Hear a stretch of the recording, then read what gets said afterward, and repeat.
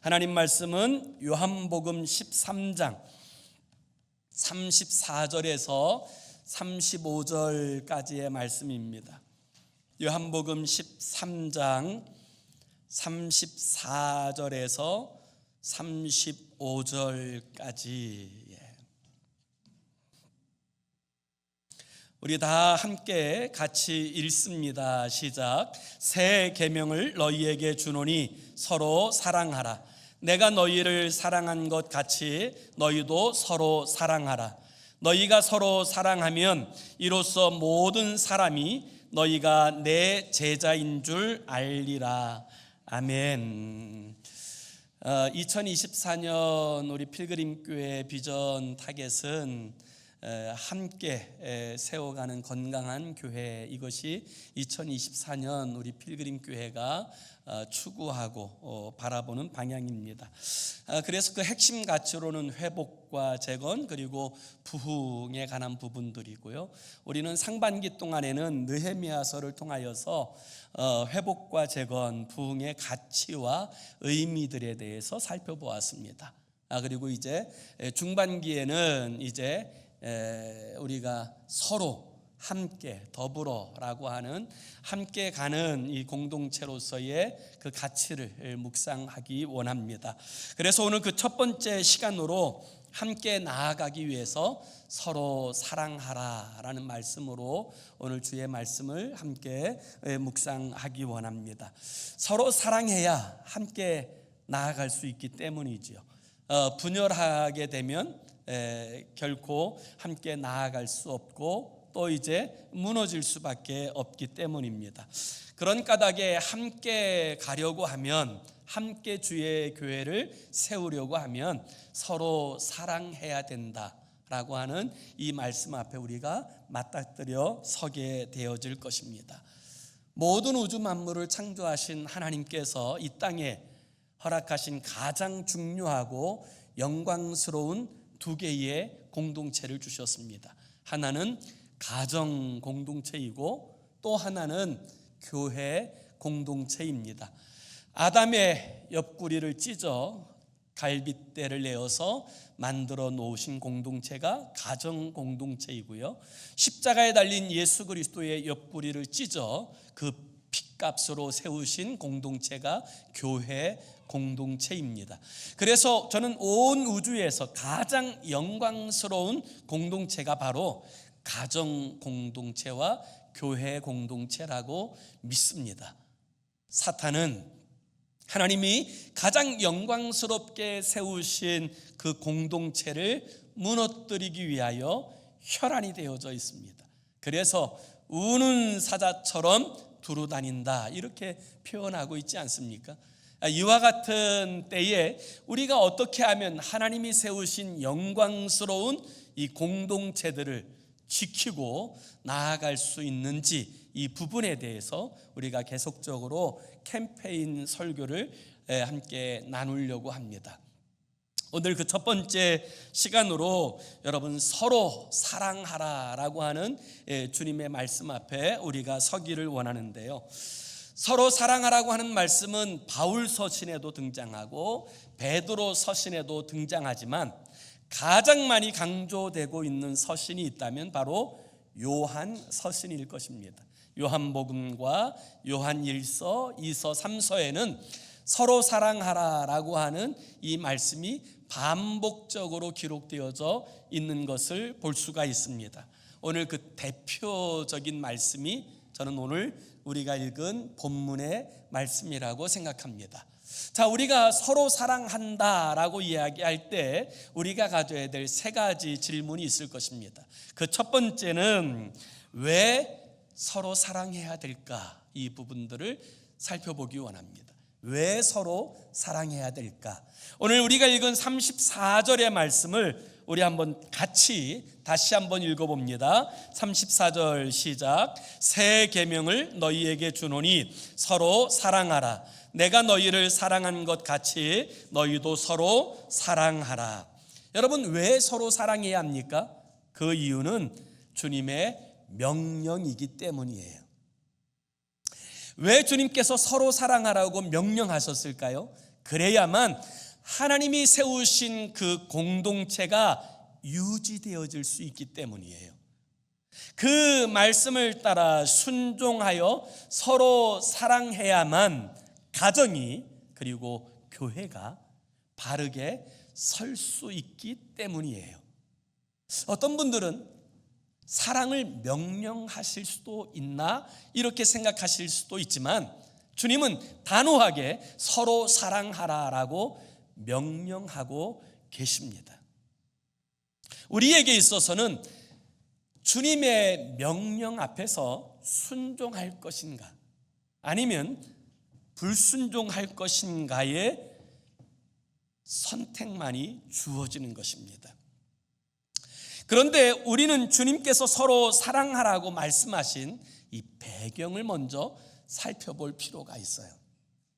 오늘 우리가 읽은 이 요한복음 13장의 말씀의 내용은 예수님께서 인류의 죄를 대신하시기 위하여 예루살렘에 들어오시고 갈보리로 가시는 여정 중에 마지막 만찬을 위한 자리를 마련하십니다. 그걸 성경은 유월절 만찬이라고 이야기해요. 이 마지막 만찬의 자리에서 주님께서는 당신이 이제 곧 십자가를 앞에 두고 그 고난의 잔을 마셔야 된다는 사실을 알고 계셨습니다.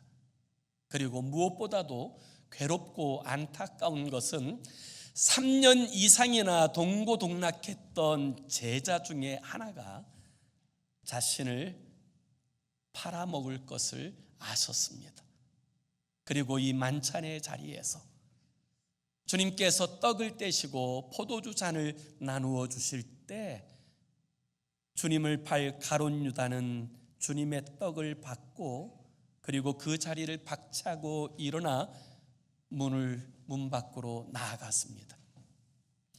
그리고 얼마 후에는 그 가룟 유다는 대제사장과 그 수하의 사람들과 종들을 데리고 주님을 잡으러 오게 되어질 것을 주님은 알고 계셨습니다. 그때 주님께서는 이제 내가 죽을 때가 다 됐다 이렇게 말씀하신 것이 아니라 오늘 본문 31절에 보면 이렇게 말씀하세요. 우리 31절을 한번 보세요. 그가 나간 후에 예수께서 이르시되 지금 인자가 영광을 받았고 하나님도 인자로 말미암아 영광을 받으셨도다.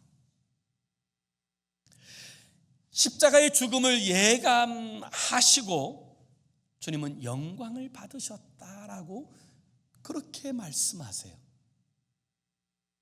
여러분, 영광이라고 하는 것이 무엇입니까? 영광은 내가 잘 되는 것이 영광이 아니고 내 뜻대로 모든 것이 형통하여진 것이 영광이 아니고 내 삶에 두신 하나님의 뜻이 이루어지는 것이 영광이에요. 예수님께서 이 땅에 오신 목적은 죄인들의 죄를 대신하시기 위해서 오셨고 그리고 그 십자가를 향해 나아가고 계십니다. 그것이 하나님께서 주님을 보내신 목적이고 주님께서 자발적으로 이 땅에 오신 목적이에요. 그리고 그 일을 이름이 영광이라고 주님께서 그렇게 고백하고 계십니다. 아마 이렇게 말씀하실 때 그 실내의 분위기는 좀 비장했을 거예요. 비장한 분위기가 흘렀을 때 주님께서 드디어 이렇게 말씀하세요. 내가 너희에게 새 계명을 주겠다. 제자들이 그 주님의 말씀을 들었을 때 무슨 상상을 했을까요? 주님께서 고난당하실 것 같고 지금 이 분위기와 이 상황이 엄숙하고 비장한데 뭔가 주님께서 엄청난 말씀을 하시려나 보다. 임전무태의 결의를 다지고 싸우자, 우리 한번 싸우자, 혹시 이렇게 말씀하지 않으실까? 굉장한 긴장감을 가지고 이 주님의 입을 주목하고 있었을 때 주님께서 이렇게 말씀하세요. 내가 너희에게 새 계명을 주노니 내가 너희를 사랑한 것 같이 너희도 서로 사랑하라. 서로 사랑하라고 하는 이 말씀은 처음 듣는 계명이 아니에요. 이 말씀은 율법의 중심을 이루고 있는 말씀이고 또 주님께서 제자들에게 당부하셨던 말씀이기도 하시지요. 그런데 주님은 왜 이 말씀을 새 계명이라고 그렇게 말씀하셨을까요? 신약 성경에서 새롭다라고 표현하는 새라는 단어는 두 가지 단어가 있어요. 하나는 네아라는 단어가 있어요. 이 네아라는 단어에서 영어의 new라고 하는 단어가 나와요.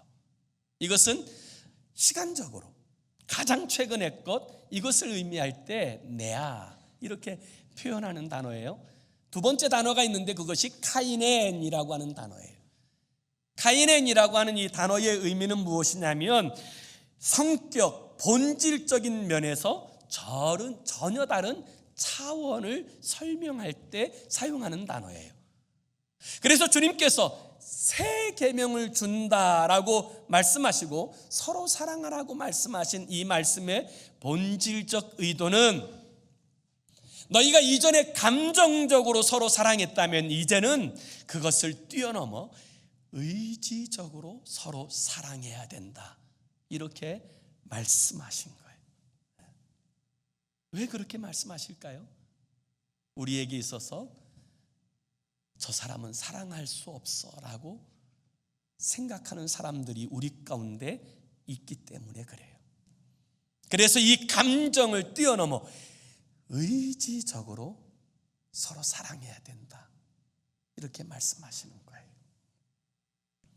피난처라고 하는 책을 쓴 코리 텐붐이라고 하는 여사가 있어요.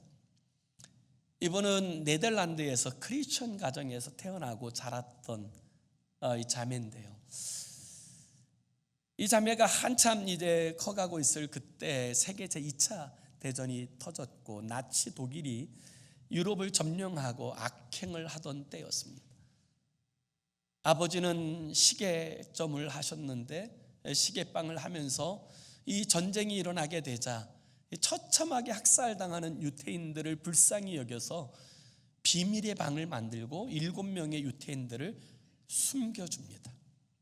그리고 이제 몰래 먹이지요. 그러다가 이 일이 발각되어지는 바람에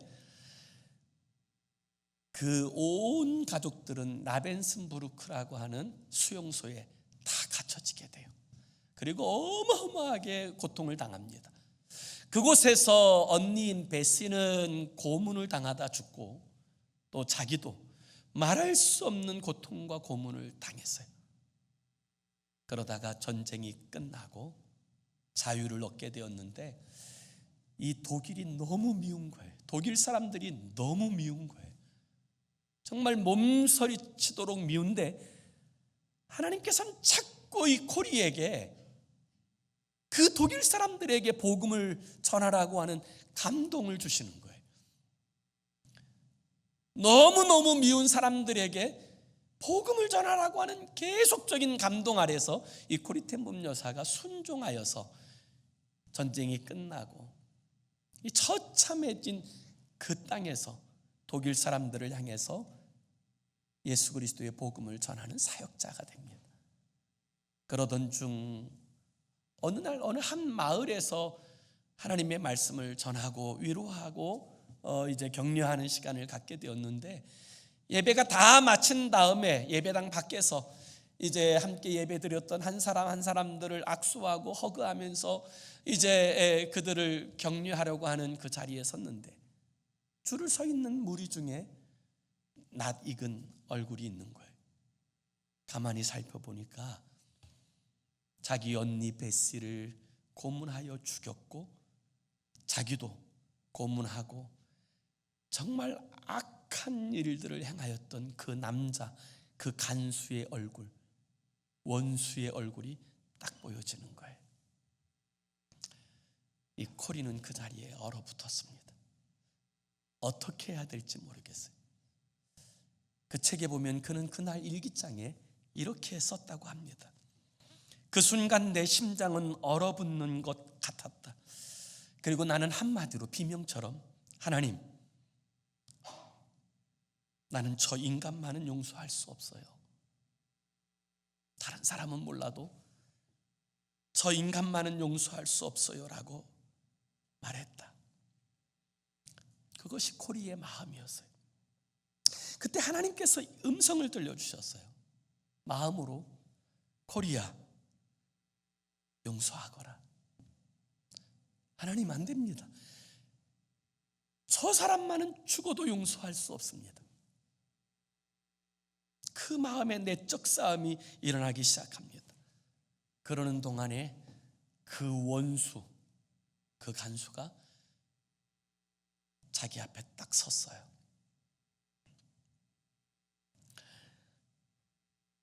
그때 들려오는, 그 마음에 들려오는 하나님의 음성이 이런 음성이었다 그래요. 나는 내가 이 사람을 용서할 수 있느냐 없느냐를 물은 것이 아니다.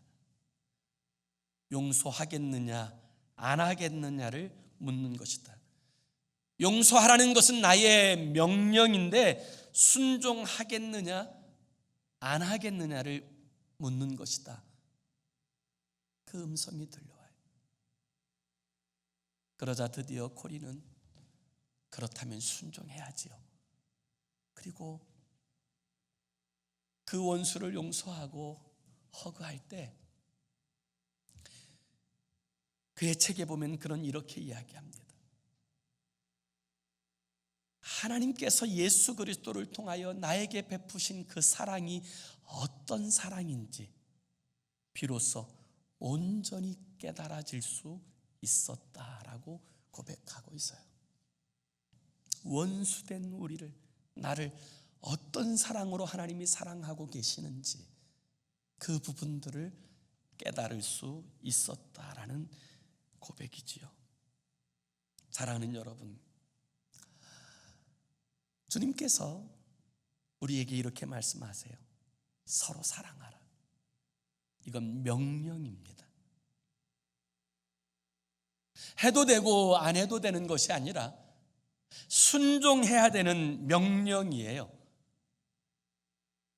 때로는 여러분, 내 마음에 안 드는 사람들이 있지요. 가정 가운데도 있을 수 있지요. 가정 가운데도 있다면 여러분, 교회 공동체 안에는 더더욱 많지 않겠습니까? 같은 환경에서 자란 사람들이 아니라 생판 다른 곳에서 자라고 성장해 왔던 그 사람들이 어떻게 내 마음에 쏙 드는 사람일 수가 있겠어요? 그럼에도 불구하고 주님께서 우리에게 요구하시는 것은 이거예요. 서로 사랑하라. 그래야 가정이 끝까지 하나님의 뜻을 이루어 갈 수 있다.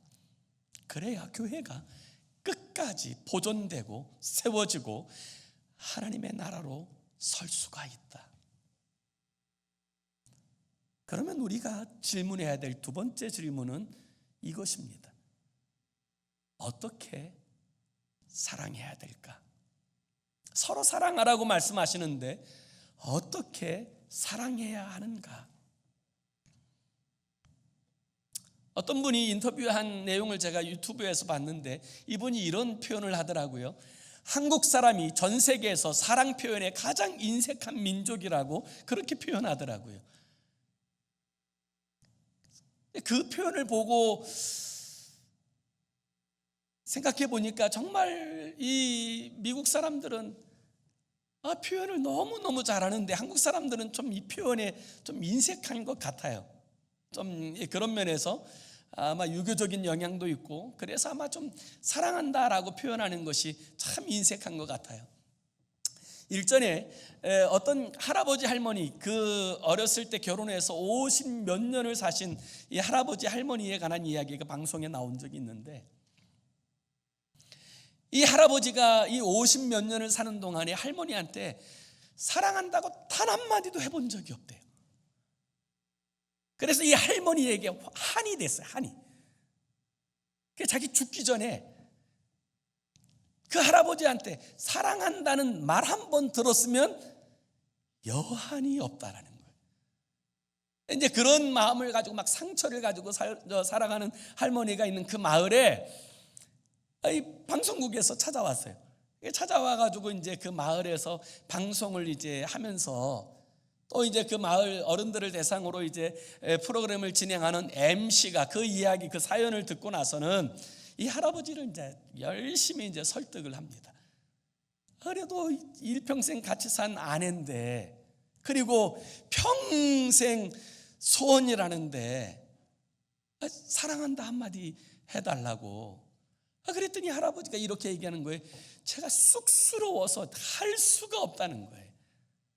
그래도 이번 방송을 통해서 모든 국민이 보는 앞에서 한마디만 해달라, 사랑한다. 그리고 난 이제 방송이 큐하고 이 방송이 시작되는 거예요. 그리고 드디어 이 할아버지 얼굴이 클로즈업 되고 할머니에게 꼭 하실 말씀이 있으시냐고. 그런데도 이 할아버지가 막 말을 잘 안 해요. 그러더니 겨우 입을 떼서 이야기합니다. 지도 알기다.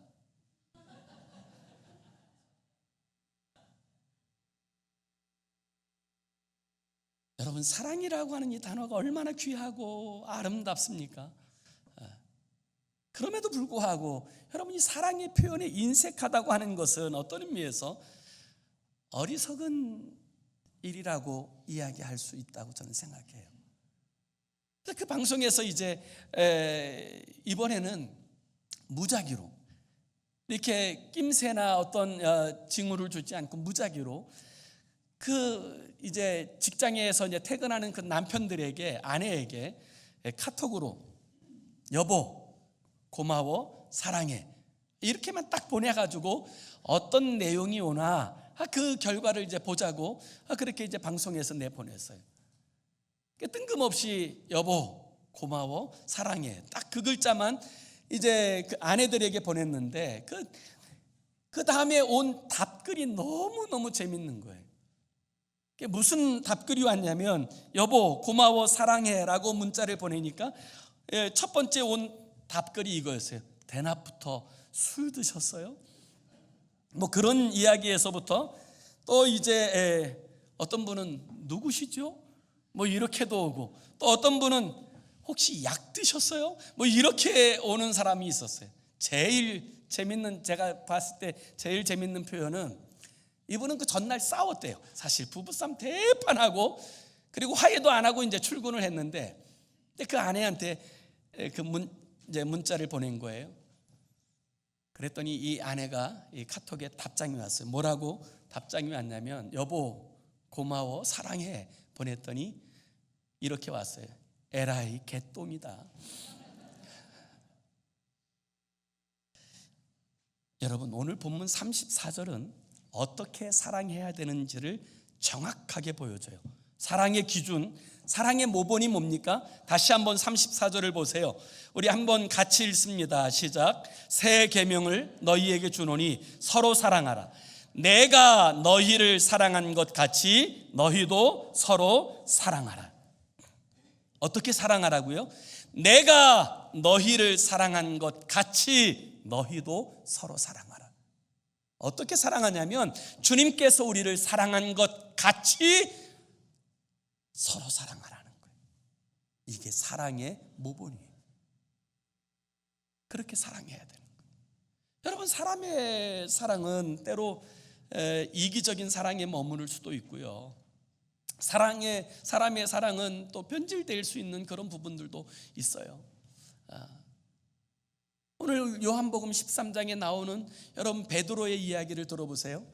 베드로가 주님께서 막 그 고난 당하실 일들에 대해서 말씀하시자 베드로가 굉장히 호기롭게 이렇게 고백합니다. 37절에 보면 베드로가 이르되 주여 내가 지금은 어찌하여 따라갈 수 없나이까? 주를 위하여 내 목숨을 버리겠나이다. 베드로가 어떤 고백을 해요? 주님을 위해서 목숨을 버리겠습니다. 여러분, 굉장한 고백 아닙니까? 이 굉장한 사랑의 고백 아니? 주님을 위해서 내가 죽겠습니다. 내 목숨 버리겠습니다. 그런데 가만히 이 상황을 한번 살펴보세요. 최후의 만찬을 맞이하시려고 주님께서 유월절 만찬을 준비하시고 제자들과 함께 유월절 만찬의 자리에 들어오세요. 그런데 팔레스타인 땅에 사는 사람들은 집에 들어가면 제일 먼저 하는 일이 뭐냐면 손 씻고 발 씻는 거예요. 왜냐하면 샌들을 신고 이제 다니다가 그 먼지 구덩이 같은 그곳에서 다니다가 집에 들어오면 제일 낮은 사람이 그 발 씻을 물을 내고 발을 씻어주는 거예요. 근데 예수님께서 이 만찬의 자리에 들어왔는데 어느 누구도 일어나지 않습니다. 어느 누구도 주님의 발을 닦지 않습니다. 그러자 주님께서 어떻게 해요? 당신이 친히 대야를 가져다가 물을 떠서 허리에 수건을 동이시고, 그리고 제자들 종이 되어서, 스스로 종이 되어서 제자들의 발을 씻기세요. 이런 상황 가운데 베드로가 이렇게 말하는 거예요. 주님을 위해서 내가 죽겠습니다. 발도 못 닦아주면서, 주님을 위해서 아무것도 하지 못하면서 주님, 내가 주님을 위해서 죽겠습니다. 여러분, 이 고백이 이 마음에 와닿는 고백이 되어집니까? 여러분, 우리의 삶의 자리에서도요, 추상적인 고백은 얼마든지 할 수 있어요. 당신 사랑합니다, 좋아합니다, 성도님 사랑합니다, 좋아합니다. 이 추상적인 고백은 얼마든지 가능해요. 그러나 그 고백에 합당한 삶을 살아내는 것, 주님께서 나를 사랑한 것 같이 나도 당신을 사랑합니다. 이것이 사랑의 방법이라는 거예요. 서로 사랑합니다. 이것이 사랑의 방법이라는 거예요. 미국 서부 개척 시대 때 많은 사람들이 서부로 이제 또 금강을 찾아서 동부에서 많은 사람들이 서부로 오는데, 여러분, 이 역마차에도요 좌석 등급이 있었답니다. 1등급은 어떤 자리냐면, 1등급은 자기가 앉고 싶은 자리에 앉는 등급이 1등급 좌석이래요. 자기가 앉고 싶은 자리에 앉아서, 그리고 이 역마차가 그 목적지에 도달할 때까지 그 마차가 고장나거나 문제가 있거나 아무 상관없이 그 자리에 앉아 있을 수 있는 좌석이 1등급 좌석이래요. 2등석은 뭐냐면 비즈니스석을 의미하는 게 아니라, 2등석은 그 마차가 고장이 나고 문제가 생기고 그러면 그 마차에서 내려서 이제 밖에서 서성거리면서 마차가 고칠 때까지 기다리는 좌석, 이게 2등석이고요. 3등석이 제일 중요한데, 3등석은 다른 사람이 고르고 남은 그 자리에 앉아서 갈 뿐만 아니라, 문제가 생기면, 마차가 고장이 나면 마부와 함께 더불어 팔을 걷어붙이고 그 마차를 고쳐야 되는 역할을 하는 사람이 3등석 손님이라는 거예요. 그래서 마부들은 제일 관심을 갖는 손님이 3등석 손님이래요. 어느 정도 저 사람이 잘할 수 있나, 이게 진짜 중요하거든요. 저는 교회도 마찬가지라고 생각해요. 교회도 1등급, 2등급, 3등급 성도가 있을 수 있어요. 1등급은 사랑받기 원하고 대접받기 원하는 사람이라고 한다면, 2등급은 문제가 있으면 뒷짐지고 나 몰라라 하는 사람들, 어쩌면 그분들이 2등급 교회는 아닐까요? 3등급은 이름도 없이 빛도 없이 섬기고 봉사하고 굳은 일 다 하는 성도가 3등급 성도라고 이야기할 수 있을 거예요. 그런데 천국에 가면 그 순서는 완전히 달라질 거예요. 오늘 여러분, 주를 위해서 목숨을 버리겠습니다라는 이 고백을 하면서도 막상 자기에게 주어진 사역과 봉사의 직무에는 태만히 하는, 여러분, 이 제자 베드로를 위해서 주님은 친히 사랑의 본을 보이셨어요. 그리고 이렇게 말씀하시는 거예요. 내가 너희를 사랑한 것 같이 너희도 서로 사랑하라. 그게 사랑의 방법이라는 거예요. 우리가 던져야 될 세 번째 질문은, 그러면 그 사랑의 결과는 무엇입니까? 그렇게 사랑한 결과는 무엇입니까? 오늘 35절 우리 한번 같이 읽어봅니다. 35절 시작. 너희가 서로 사랑하면 이로써 모든 사람이 너희가 내 제자인 줄 알리라. 그렇게 사랑하면 너희가 참된 제자다. 진짜 제자다. 이 제자라는 말을 오늘날로 표현해서 성도라고 표현할 수도 있고 그리스도인이라고도 표현할 수 있어요. 우리가 정말 주님께서 사랑하시는 그 사랑으로, 주님의 마음으로 서로를 사랑한다면 그는 진정한 그리스도인이다, 진정한 하나님의 사람이다 라고 이야기할 수 있을 것입니다. 이것이 중요해요. 어거스틴은 크리스찬과 난 크리스찬의 차이점은 사랑에 있다고 이야기했어요. 진짜 사랑하는 사람은 온전한 그리스도 예수의 사람이다.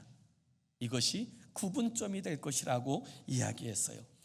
사도 요한은 요한일서 4장 20절에서 이렇게 말씀하세요. 누구든지 하나님을 사랑하노라 하고 그 형제를 미워하면 이는 거짓말하는 자니 보는 바 그 형제를 사랑하지 못하는 자가 보지 못하는 바 하나님을 사랑할 수 없느니라 라고 말씀하셨어요.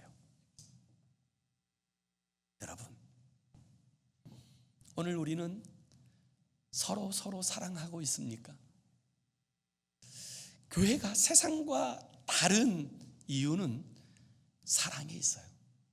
그리스도의 사랑으로 내 마음에 들지 않는 교우들도 용납해주고 인정해주고 때로 위로해주고 받아주고 수용해주고 사랑해줄 때 그 공동체 안에 하나님의 나라가 세워져요. 그리고 그 하나님의 나라가 세상 가운데 확장되어져 갈 때 그것을 성경은 부흥이라고 표현하는 거예요. 어느 신문 만평에 이런 그림이 올라왔어요. 미국에 이민 오는 사람들을 조사해 보니까 중국 사람들이 이민 와서 세 사람이 모이면, 중국인 세 사람이 모이면 음식점을 차린답니다. 일본 사람 세 사람이 모이면 건물을 세운대요. 빌딩을 산대요. 그런데 한국 사람 세 사람이 모이면 교회를 세운답니다. 그리고 얼마 있다가 그 교회는 새 교회로 찢어지게 되어진답니다. 여러분, 우리에게 시사하는 바가 있지 않습니까? 서로 사랑하라, 서로 용납하라, 서로 용서하라, 포용하라. 여기서 주님께서 말씀하신 포커스에 우리의 관심을 둘 필요가 있어요. 너희는 온 인류를 사랑하라, 거창하게 말씀하시지 않아요. 너희끼리 서로 사랑하라. 이게 첫 번째. 저 아프리카에 있는 사람을 사랑하라, 이게 아니라 너희끼리라도 서로 사랑하라. 너희끼리라도 서로 용납하고, 너희끼리라도 서로 용서하고, 너희끼리라도 서로 격려하며 붙들어줘라. 거기서부터 하나님의 역사가 시작되어지기 때문에 그렇습니다. 그 사랑이 없으면 공동체는 무너지는 거예요. 여러분, 십자가 이후에 여러분 제자 공동체를 가만히 생각해 보세요. 예수님이 십자가 지신 후에 제자들은 두려워서 다 다락방의 문을 걸어 잠그고 다 두려워 떨고 있습니다. 그때 어느 한 사람이라도, 베드로, 당신은 수제자라고 그러면서 예수님이 십자가에 달리실 때 부인하고 비난하고 도망갈 수 있어? 야고보, 요한, 당신들은 그렇게 주님의 사랑을 독차지한 사람이면서 그 십자가 앞에서 도망할 수 있어? 이렇게 누군가 하나라도 이야기했다면 그 공동체는 무너졌을 거예요. 깨어졌을 거예요. 두려워서 그들이 다락방에 모였지만 그들은 서로의 연약함을 인정해주고 서로의 부족함을 인정해주면서 위로해주고, 우리 다 부족하지만 끝까지 이겨냅시다. 격려해 주어서 여러분, 오순절 성령 강림절 이후에 그들을 통하여서 전 세계가 충격받는 놀라운 역사가 일어나게 된 줄로 믿습니다. 오늘 주님께서 우리에게 주신 말씀, 내가 너희를 사랑한 것 같이 너희도 서로 사랑하라.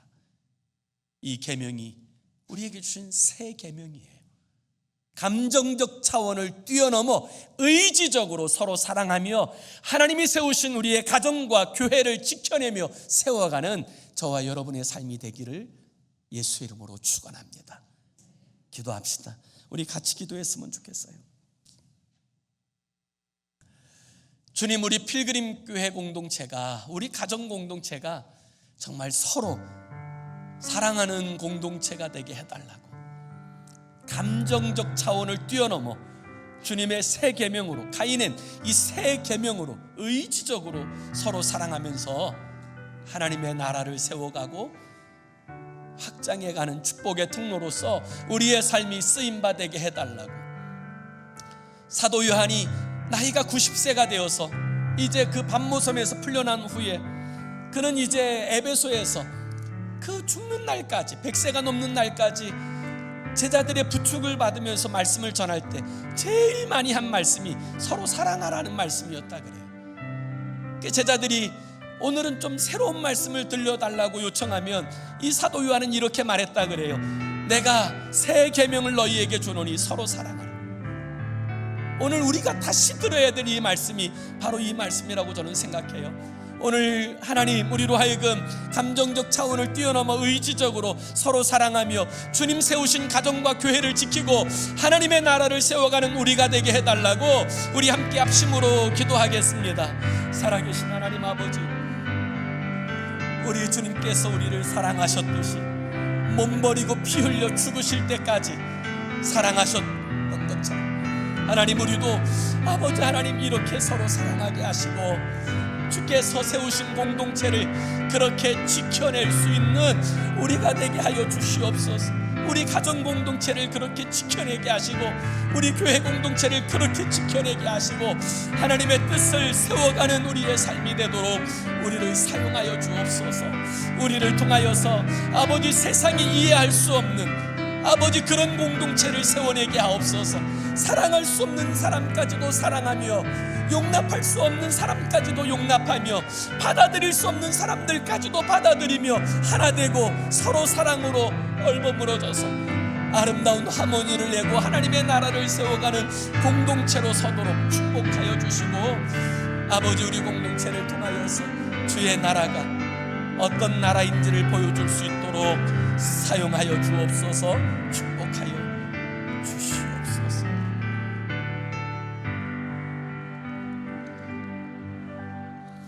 내가 너희를 사랑한 것 같이 너희도 서로 사랑하라.